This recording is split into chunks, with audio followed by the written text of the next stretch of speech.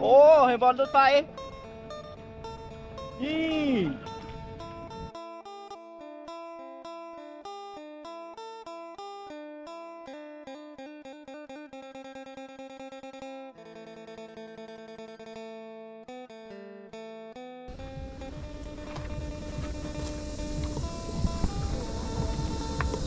โอ้น้ำเย็น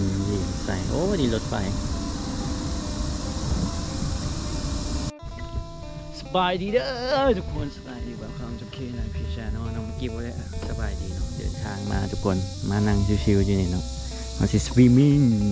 ที่ลงไปน้ำเย็นคักๆเลยได้เนี่ยไม่เอาส่งมาเปลี่ยนอ่ะเดี๋ยวยืมส่งน้องหักลงมาเพื่อวันนี้เขาสิชิวๆกงเบงวะมีกงเบงวะ ก็จะให้เสา โอ้ต้องเซากงเบงทรัมปิ้งนะทุกคนเซาอยู่พุ่นเท่าไหร่อันละเท่าไหร่15,000แต่กันลองมาหมดเลย หน่วยก็จะหน่วยจับก็จะให้เสาประมาณ30เลย 30พุ่นน่ะ เมื่อนั้นตอน พี่อ่ะ30ต่อได้15โอเคอยู่วันนี้พวกเราบ่ได้เกี่ยมอย่างมาปิ้งกินเนาะทุกคนแต่ละเทื่อนี่จะซื้อหนังยำมาเด้เดี๋ยวที่บอกคนทั้งหลังมาเนาะมือจีหนังยำกินเนาะทุกคนก็นี่เนาะกล่องไฟอันนี้กบก็ไม่ได้มาดุนนะทุกคนหลวงพระบางนั่งชิวๆขี่รถจักรมาทางกับบไก่เนาะทุกคนจากตัวเมืองประมาณ10 ไปลักนี่แหละทางจะไปสถานีรถไฟเนาะทุกคนเข้าห้องมาหน่อยนึงบ้านนูนเนาะนี่เนาะอันนี้ก็เป็นน้ำค้านเนาะน้ำค้านก็จะไหลเข้าไปในเมืองเป็นตอของอยู่ในเมืองหลวงพระบางทุกคนน้ำใสดีช่วงนี้ก็จะเย็นคักเนาะเดี๋ยวจะเปลี่ยนชุดเปลี่ยนทรงแล้วก็สิแช่ชิวๆนะทุกคนอยู่พุ่นก็เป็นตูบเนาะเป็นตูบแล้วก็มีขี่สร้างอีกเลยทุกคนมีสร้างให้ขี่เนาะอันนี้จะเป็นตูบแคมน้ำนี่นั่งแบบชิวๆช่วงนี้ฤดูร้อนเนาะแล้วก็คนลาวส่วนหลายเสาร์อาทิตย์ก็มานั่งจะสิล่ะทุกคนมานั่งตามตูบแล้วก็ให้ลูกๆลงไปแช่น้ำไปอย่างนี้มันมีหลายบอนนะทุกคนกายสถานีรถไฟเขากายมากก็มีเนาะก็มีคือกันสไตล์นี่จะเป็นแพอยู่แคมหน้ามันเนาะมันมีคนซิดเบ็ดอีกเนาะอยู่คนบอกว่าได้หรือบ่เปลี่ยนทรงเรียบร้อยเนาะทุกคนนี่เกี่ยมลงเนาะแต่ให้น้องฮักไปเศร้ากงเบงเดี๋ยวก็สิลงดินเนาะทุกคนอากาศร้อนหลายขนาดตอนแรงเนาะตอนนี้นี่ประมาณเกือบ5 โมงนะทุกคน4 โมง 49 นาทีอากาศถือว่าร้อนหลายลงไปแช่นี่สิคักเนาะจะใส่เกือบลงแปวเพื่อมีเศษแก้วเอียงเนาะนี่บรรยากาศดีแฮงนะทุกคนนี่ขี่สร้างได้นี่ขี่สร้างและขี่สร้างเต็มเลยเนี่ยนี่ก็ไม่ขี่สร้างตัวสร้างจะอยู่ใส่บ่ตัวสร้างจะอยู่ใส่บ่อันนี้ก็จะเป็นครัวรถไฟเนาะทุกคนแต่ก่อนพวกเขาจะนั่งแต่ตอนนี้มีแขกเนาะปกตินี่พวกเขาจะมาเด็แล้วช่วงนี้น้ำใส่เด็แขกลายนะทุกคนก็เลยพวกเขาหนีมาอยู่ไกลๆมาซิดเบ็ดคือที่ขากได้น่าจะได้ปลานะทุกคน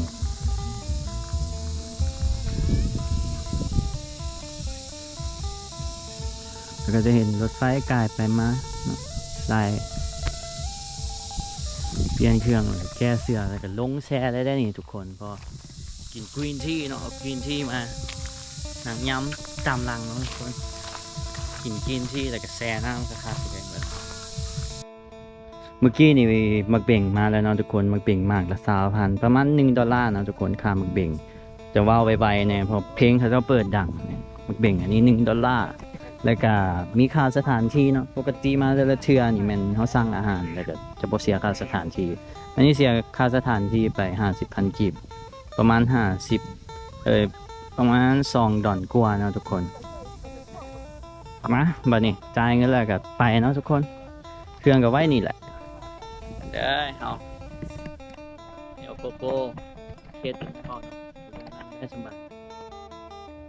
ไปดีจะย่างไปพูดเนาะ เอาสิมาแล้วครับไปเลยเฮาเอาท่ากันได้ติล่ะโอ้ไปแล้วโอ้เย็นคักทุกคนมาตอนนอนนี่คักเลยบอกเลยเอา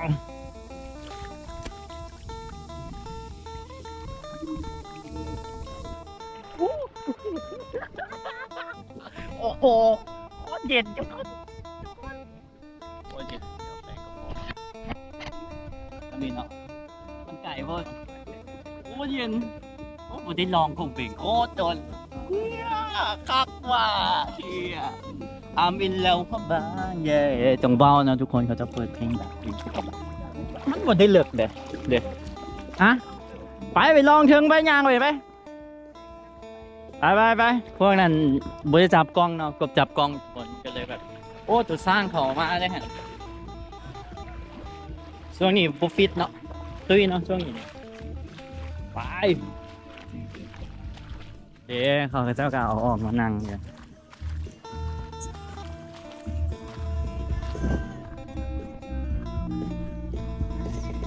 เสียคักว่า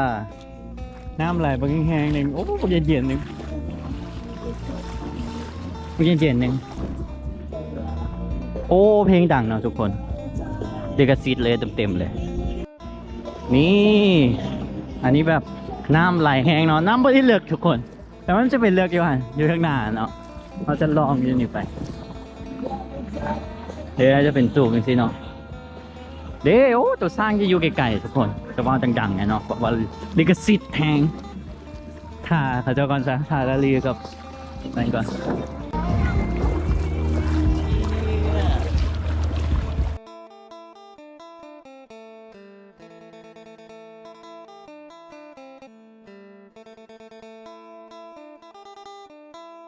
โคตรวิวโคตรดีทุกคน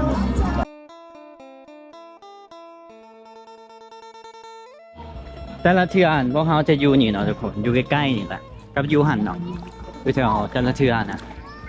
คือในคลิปเก่าๆคือว่าผู้ใดติดตามกบแต่พี่ก่ายมาเนาะทุกคนถึงจะเริ่มเฮ็ด YouTube มันเฮ็ดอยู่พุ่นแล้วก็จะไปนั่งอยู่หันแต่ช่วงนี้มันหลายเขาก็เลยฮะเบิ่งเครื่องนะตี้เครื่องไก่แล้วหันเสียกันทั้งรถทั้งโทรศัพท์เลยชิบหายแล้วบอกไปเกือบเนาะดีดอกใส่ขอกเกือบมากัดเนาะทุกคนนี่มากัดบักเคมเบะกัดขอโทษเนาะโซเกือบทุกคนแบบมากัดนี่บอกนี่แหละอันนี้ใกล้เครื่องเขาแมนไปน้ำบุที่เลือกเลยทุกคนน้ำกายหัวปะมีปะแถวกลางซื่อๆนี่ลองกงเบ่งนี่คักสุดโอ้กี่หินเขาเกือบ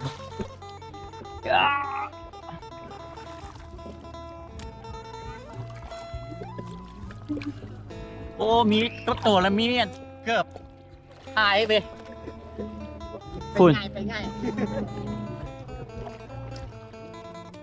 โกพันโบมีเนาะทุกคนตายแล้วเฮจิเจอนี่ไปทางหน้าเอาชัดไปทางหน้าเอาก็ได้วะที่อันบกไผ่เลยมันต้องมีอันน้ำพายนะโอ้ชาใจว่ะโคตรขังนี่บนเลิกเลยนี่ไม่ทำนี่ไม่ได้เลิกเอาขึ้นยังไงแล้วมั้ง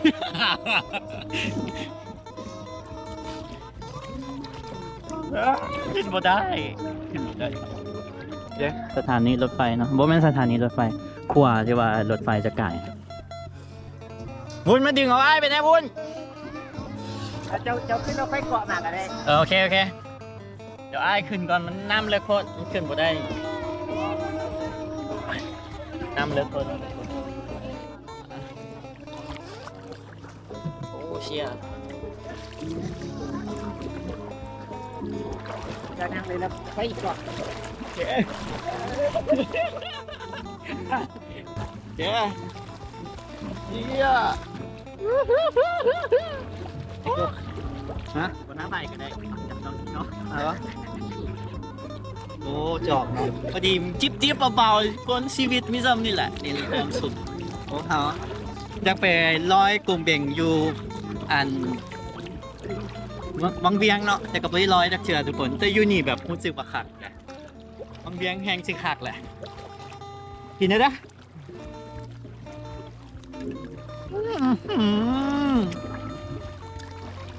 หวานเจี๊ยบ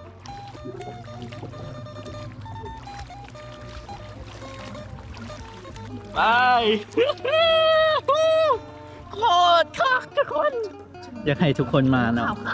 ข้าว ข่าวไก่พูนจักแม่พูดได้เนาะ ลูกข้าวเนาะ ข่าวได้หันโสดบ่หันแม่นลูกเราติบ่หันอาจจะเป็นลูกเราไอ้วะโคตรคักเลยว่ะผู้ใดมานั่นเนาะต้องมาเลยทุกคนต้องมาลองก็ลงพระบางช่วงนี้เนาะช่วงเดือน4เรานิวเยียร์นี่ก็ต้องมาโอ้โหคักชุดไปใช่เลยที่ข้ามฟากว่ะ ก็ไปกลางเอาหัวลงไปเลย อ๋อ กลางดอน โอเคยาวจัดไปเนาะจัดไปครับยาโอ้โหนี่เอาเปลี่ยนกันกินเอา ลองไปแล้วไล่ขึ้นสลับนำจด เอาไปพร้อมกันก็ได้มาไปพร้อมกันเสียนี่แหละบอมเป็นอย่างไรยันตัวโปมตกนะโกงอีกก็คือเกมเลยได้บริษัทเขตกันน้ำว้าวทำมาโอคักนี่เนาะนั่งจิบเบียร์บอกอากาศโคตรดีทุกคน อันนี้เป็นสายตาที่ว่ากบเห็นเป็นจังซี่แหละตะเวนกำลังสิตกทุกคน แต่ว่าตะเวนบ่ขึ้นเนาะจะว่าวต่างๆเนี่ยน่าจะใส่เสียงรบกวนเนี่ยเนาะทุกคนตัดเสียงรบกวนออกเพราะว่าเพลงดังแฮงเป็นเพลงติดลิขสิทธิ์เลยก็คือบ่ได้เลยฝุ่นลาลีอยู่ฝุ่นเครื่องพวกเขาอยู่ฝุ่นเครื่องพวกเขาอยู่ฝุ่นทุกคนเห็นบ่ใกล้ๆโคตรคักทุกคนนี่เนาะใส่ขอกหมากัดเนาะอยากได้ไม้อยู่แต่ว่าแพงพวกนั้น3,000 ปลายเกือบ100 ดอลเอา10 ปลายดอลบ่เข้มเบ๊ะ หมาบึกบิกมันเห็นเนาะเปลี่ยนกันจังซี่นี่แหล้วมันค่อยๆกินไปวะนี่วัยรุ่นทำทรง SCS 73เนาะทุกคนเนาะจอบติดโลโก้นี่โลโก้หลายโลโก้เนาะเอาให้เด้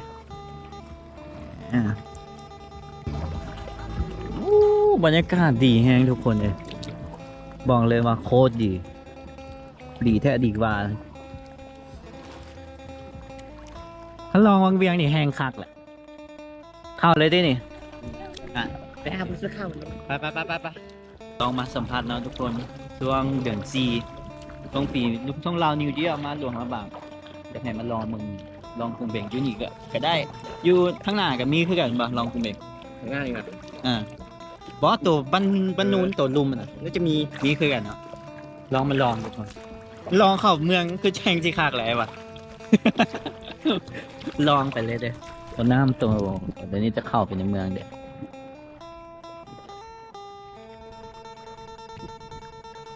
น้ำใสปะวะ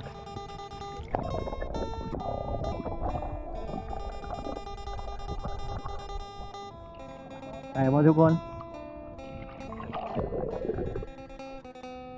ขึ้นไปเรื่องไหม ผู้สาวถ่ายใจอยู่หุ้นแล้ว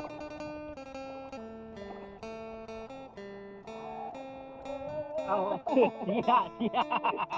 ใจลอยพดเนาะก็สิละมือนี่ก็สวยนะมือนี่ก็จับต้องให้ทุกคนมึงคนครับทุกคนน้องของผมในหอบจักปีวะประมาณ10 ปลายปีเลยใช่นะพี่เล่นี่เนาะทุกคนมันมีดอนน้อยๆหนึ่งเนาะเดี๋ยวอยู่นี่เป็นดอนน้อยๆเนาะ นี่พวกเขาจะไปลองทุกคนเลยพวกขับเป็นอีกทุกคนนอกบรรยากาศโคตรดีทุกคนเบิ่งมันอาจจะมัวเนี่ยเนาะทุกคนโกโปรถ่ายเชีย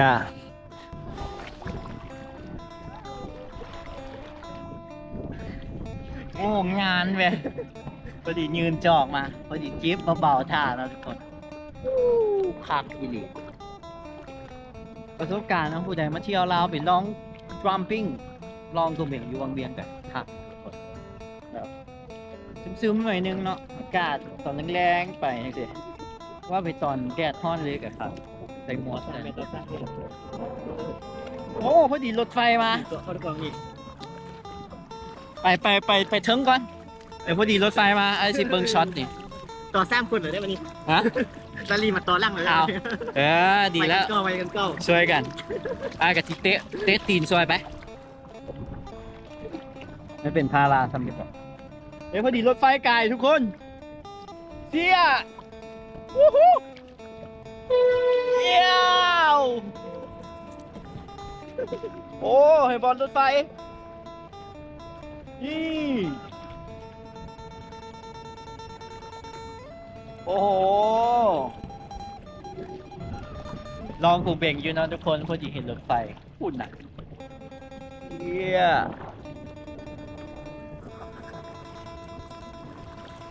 เครื่องบ่แม่นเครื่องพวกเขาบ่แม่นเสียเบิดละบ่ว่ะโคตรไก่เลยโกโปเบิ่งนี่แห้งไก่ทุกคนพูดหนักไก่แห้งโอเคโอ้คักเลยนี่คือที่เลิกเลยเนี่ย วันนี้เลือกตัว เลิกมา วางดีบัตร ฮะ วันนี้เลือก เลิกโอ้คันมาซ้ำนี่พอดีเนาะวันนี้ฝนตกก่อนตอน2 โมงเลยพวกเขาออกมาตอนประมาณ4 โมงครึ่งมาแป๊บเดียวนะทุกคนจากตัวเมืองนะ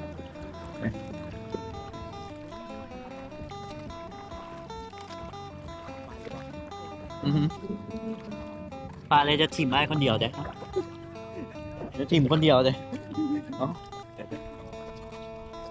เอามีจอกเดียวแล้วไปกัน ต่อกันเอามา โคตรใจอ๋อคันสโมกมานี่คักเลยนะนี่นะ ไล่ไก่บอลของนั่งเลย คันปูนมานี่แบบโอ้คักสุดแบบเป็นท่าครับว่าแบบเก็ตไฮอะไรแบบโอ้เวงซี่นี่แบบโคตรคัก มาโคมไปหน่อยต่อใต้ครับยากเลยนะ คักแห้งโอ้ลองบุงเบงเนี่ยพอดีลิ้นน้ำเมื่อยนะพอดี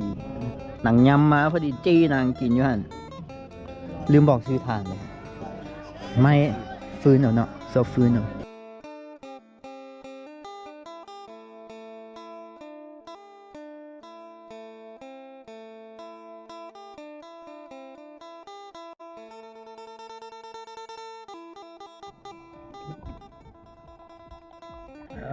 เชียบกินที่เบา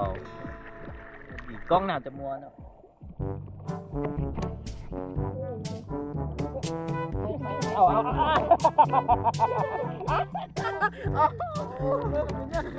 จิ้มเลยว่ะ เขาเป็นนวดวันตื่นเลย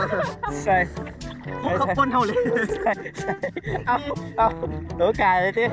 โอ้เมียง แหลมเขา โอ้เมื่อกี้นี่พอดีด่านไอฮุบก้นขึ้นจังสิลากกันเลยโอเคโอ้โหโมเมนต์อย่างแดงมันมีความเด้หนังยำเข้ามาเลยทุกคนโอ้บรรยากาศคากลายทุกคนฮะเอาโอเคสั่งหนังยำมาแล้วทุกคนมาอีกรอบแล้วทุกคนรอบที่3เพราะว่ามันม่วนแหงเนาะ มาสมาชิกใหม่มาเพิ่มเนาะฮารีโอ้อากาศเริ่มเย็นแล้วเนาะทุกคนวันนี้รอบที่2ละเพราะว่ามันก็เริ่มจิมืดเนี่ยเนาะรอบที่3เนาะทุกคนเดี๋ยวเอาท่าไว้ในที่ละ สปอร์ตนะ จุดนี้เนี่ยเขาถ่ายง่ายกว่า ไอ้ได้มีเทคนิคอีกได้จังไงก็ นาทีไปไง มีเทคนิคเนาะผู้เชี่ยวชาญเด้มาแต่ละเทือพวกนี้แบบดึกน้อยนี่พวกนี้จะดินน้ำก่อนนะแล้วไผ่กันดันปุ๊บมาแต่ละเทือก็ไม่ได้ลงแบบอะไรสิจุดนี้แบบลงตรงเบง เอาดิขอบคุณนะแม่ เอาไม่ได้เอาจอกมาบ้างไหมนี่ โอ้ลืมเอามา โอ้มือหนีมาซะห้อมอีกเนาะห้อมสุดท้าย ก็เอามือเข้าไปมุนแม่ ไกลๆก่อนเยอะ ทำไหนบ้าง ตอนนี้ก็6:30นแล้วทุกคนเริ่มมืดแล้วก็ดังไฟแกมจีน่ะเสียบกระทะห้างโมแมนโอ้โคตรคักเลยบรรยากาศโคตรดีชิวๆนอนสบายมาพักผ่อนชิวๆอยู่กับธรรมชาติเพราะว่ากบอยู่เวียงดนแล้วเนาะทุกคนมาเฮ็ดเวียกอยู่นี่เกือบ3 ปีเนาะไล่3 ปีก็ลึงอยู่นี่เนาะมักธรรมชาติเนี่ยแต่มาจังซี่นี่ก็แบบคืดฮ้อนเดี๋ยวดิจีหนังงามกินนะทุกคนเดี๋ยวจะไปซื้อข้าวมาแล้วซื้อแจวจำกิน เป็นก้อนบัตรเลยเดี๋ยวนี้ มันเวลาจีหนังแล้วทุกคนฝนก็ตกยิบๆหนึ่งอาจจะได้ย้ายไปกินอยู่พูนอยู่ตูมเนาะใช่บ้างเนาะโอ้ยฮ้อนได้นี่ เอามีดทุบเลยโอเคซับเอ้ยซับนี่ซะแหละมันจึงอ่อนพอดีหิวข้าวนะทุกคนตอนนี้7 โมงเฮ้ยเทสเบิงนี่เราแบ่งเลยตีเอาเอาเลี้ยว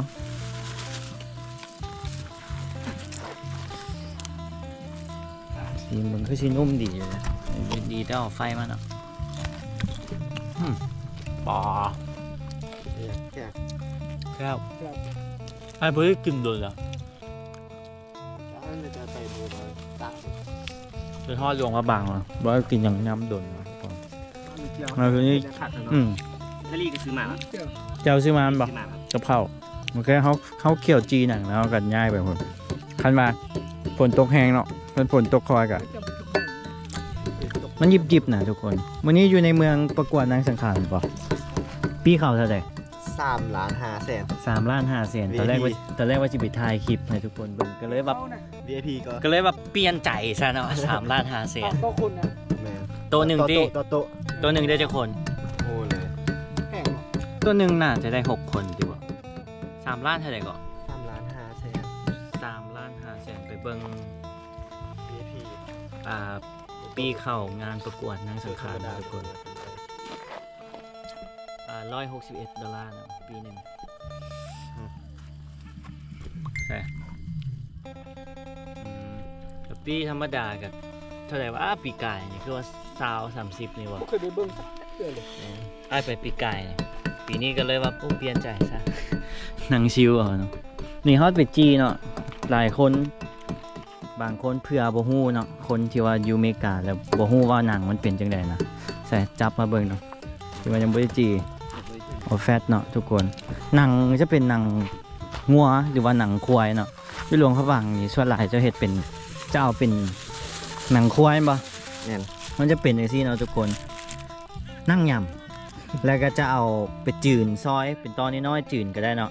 แม่นจืนแกมเหล้า จืนแก้มเราก็ได้ แต่อันนี้เขาเฮ็ดจังได๋วะเอาหนังมาไปเอือบเกลือแช่ไว้ เขาเห็น ตากแ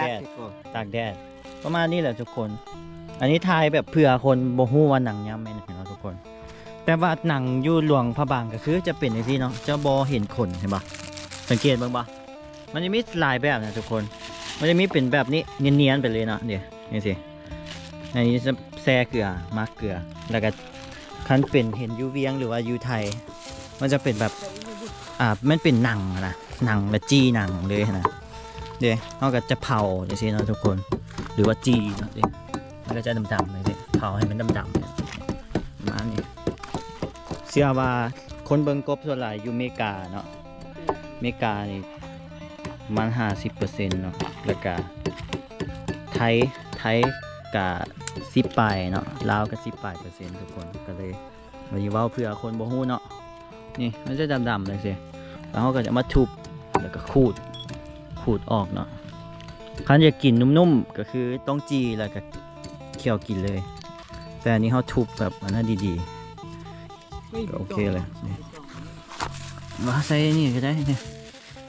ซ้ำนี่เนาะซ้ำนี่ก็ได้ทุกคนอันนี้บ่ขูดออกมาเล็งดิ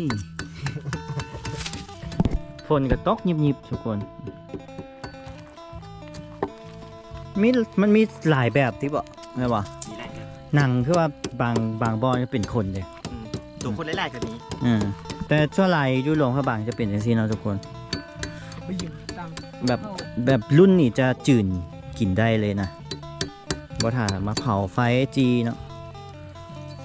ไปยืมตังค์ จีแล้วก็เกี่ยมกินข้าวนะทุกคนแบทโกโปรกับเบิร์ดละวันนี้กินข้าวนะทุกคนนี่จีหนังเจ้าไม่ย่างนี่ฮะ เจ้าเผ็ดธรรมดาเนี่ย นี่นะนี่นะ หมกยังงู หมกไม่หก มกสมองอ่ะบ่แมนมากินข้าวนะทุกคน4 คน สิมึงดู ปกติไอ้น้องเฮาจะหลายกว่านี้นะทุกคน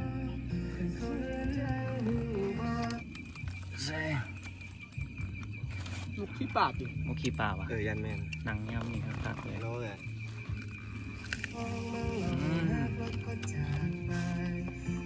เริ่มแข็งแล้วกึกๆเลยกับผักเจ้านะทุกคนต้องไปนะ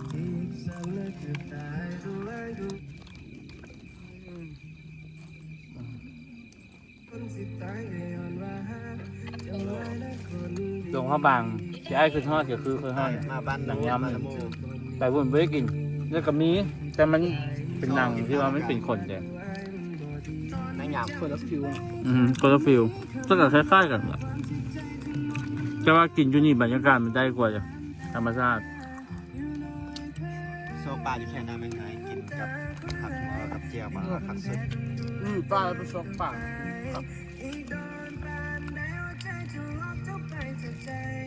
ทั้งยูนี่จนอยู่นะทุกคนเดี๋ยวพาไปตอกปลาหาปลาเลยมันกินให้ครับทำยังไงกีหนังกับเจียวเผ็ด ตัวนี้แหละคุณงานตัดตัวนี้ป้ายนั่นจัด โคตรครับบรรยากาศได้ โอ้โหเปี้ยง อาหารบ่จำเป็นต้องว่าหรูหรามันก็แซ่บบรรยากาศดีก็คือจบทุกคน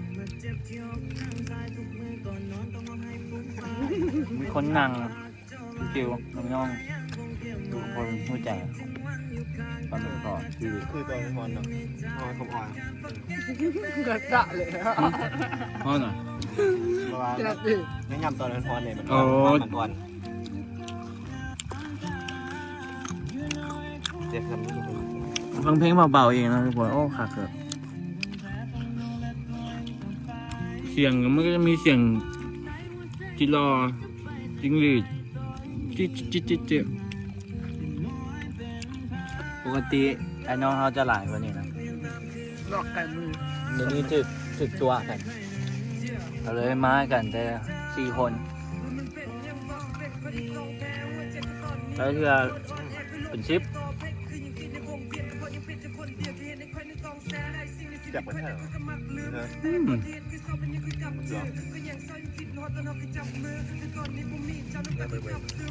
บอกว่าอยู่อเมริกาไม่ขายกันนะทุกคนลองคอมเมนต์มาเบิ่งเนาะจีนะจีเบิร์นบัฟฟาโลสกินแม่นบอกว่า เอา3 โมงอ่ะ ไฟเหรอหรือว่าเผาเบิร์นต้องเป็นเบิร์น คอยเลย คอมเมนต์มาหน่อยเนาะทุกคนคำว่าจีนะ เจ้ายุ่ง ภาษาอังกฤษว่าจังไง ที่นั่งยำก่อนเลย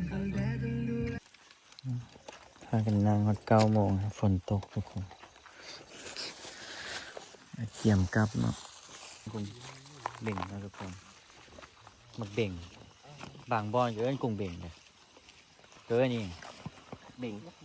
หมากเบ่งเนี่ยบางคนก็เป็นกงเบ่งฮาแลนด์เนาะทุ แต่ ก ค คน นเบ่งทึกกว่าก็ มันเป็นกงรถเนี่ย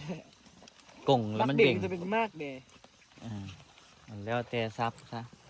แล้วแต่สะดวกนะทุกคนมาลองมื้อนี้ก็คักเลยกินจี้หนังนะทุกคนวิด LPV แกง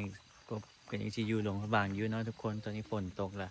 เดี๋ยวเก็บเครื่องก่อนเนาะเดี๋ยวก็สิกลับเข้าไปในเมืองน่าจะได้แข่งฝนกับบ๊ายบายถ้ามาคลิปนี้กดไลค์กดแชร์กดติดตามที่สำคัญห้ามสกิปโฆษณาทุกคนบ๊ายบายเจอกันคลิปหน้า